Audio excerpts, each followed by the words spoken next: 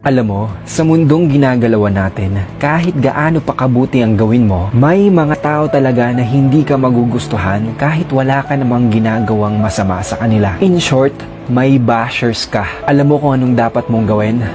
Wala. Wala kang dapat gawin o patunayan para magustuhan ka nila. Kung ayaw nila sa'yo, okay lang.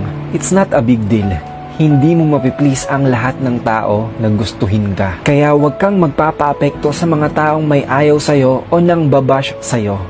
I-stressin mo lang ang sarili mo. Kung sigad nga na lumikha ng mundo may bashers, ikaw pa kaya? May mga taong magugustuhan ka. May mga tao ring hindi ka magugustuhan.